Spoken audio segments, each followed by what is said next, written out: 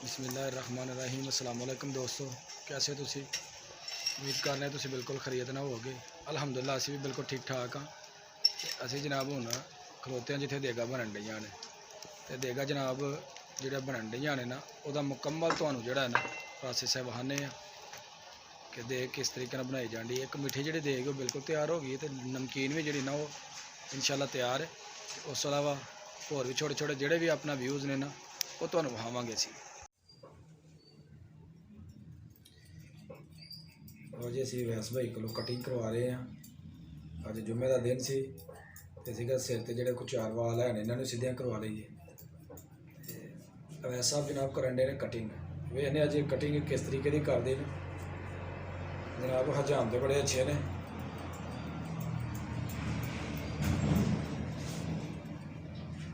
ना वो तकरीबन होने वाला है, 1 या 2 मिनट लगना। वैस भाई कितना का टाइम जी हुण जमान भाई भी बैठे ने, उन्हें भी कटिंग करवानी है ना।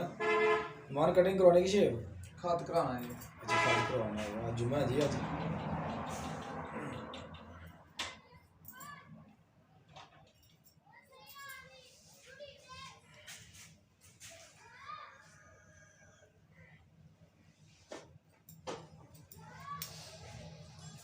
वैस साहब जी बड़े अच्छे हेयर ड्रेसर ने, बड़ा जरा नफीस काम करते हैं, साफ सुथरा काम करते हैं।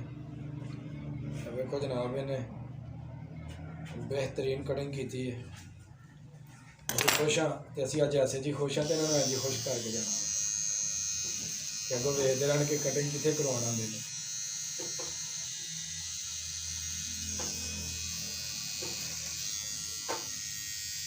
कलम जी जरा वै छोटी रखनी, बहुती वड्डी नहीं रखनी, क्योंकि असी मनवर जरीफ नहीं बनना, ना असी वहीद मुराद बनना।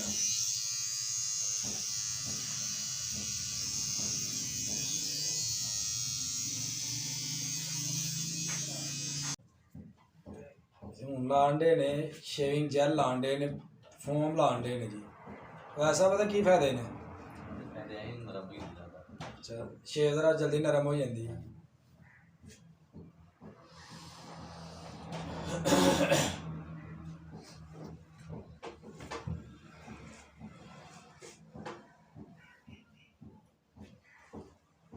वेख सकते हो जी अवैस साहब ने सानू की बना दिता जी जनाब।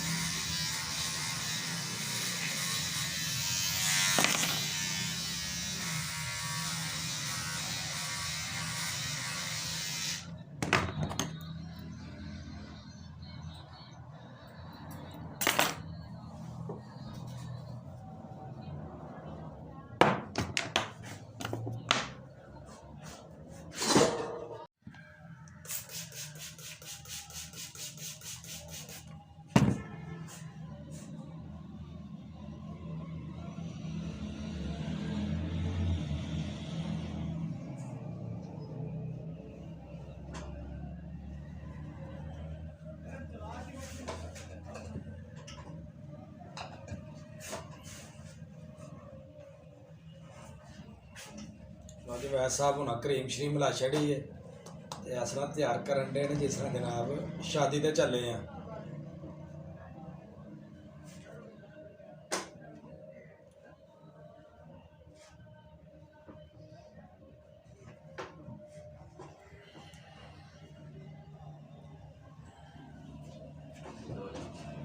बादशाह भी वाओ ना हूँ एंड सही करो।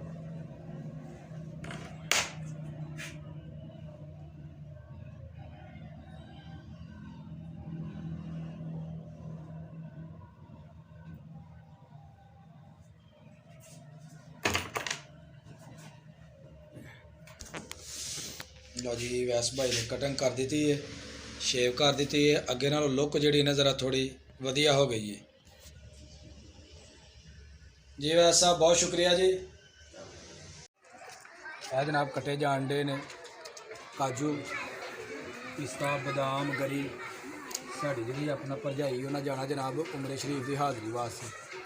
जनाब उन्होंने जान की खुशी के महफल करवाने गए। यह जनाब हूँ कटिया जा रहा है। यह मालवा सुभाव है, तुम वेख सकते हो जी।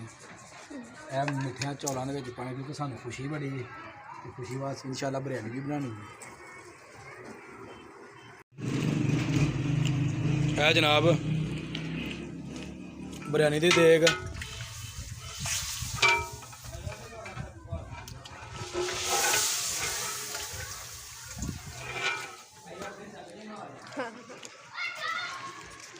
जो कोई तुहानू नज़र आन डया देखो।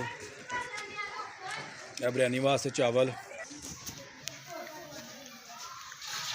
भा मुख्तार बिरयानी कितनी देर तक तैयार हो जाएगी? आधे घंटे के जनाब चस्के वाली बनानी है। चासा है अपना जनाब बिरयानी खाधी।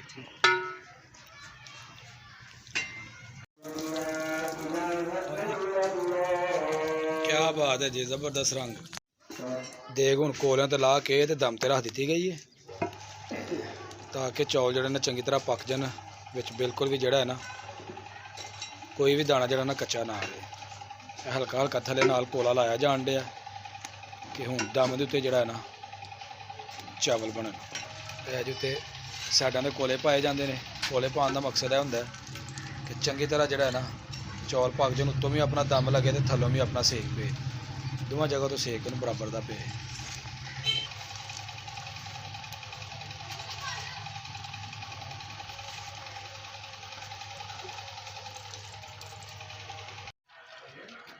यह जनाब तैयार हो गई है मिठी देग।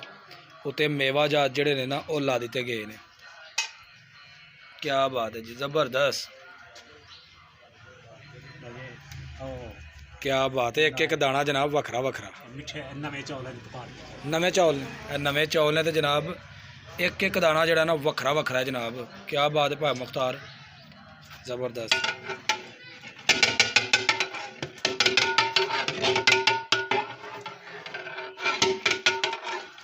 जनाब मेवे जात में जड़ा ना विच मिक्स करन डे ने। बिस्मिल्लाहिर्रहमानिर्रहीम।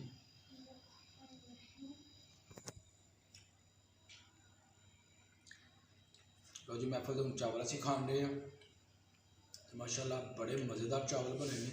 मैं नमकीन और मिठे चावल दोनों मिक्स करके खा रहा तो इन्हों का बड़ा टेस्ट आता है।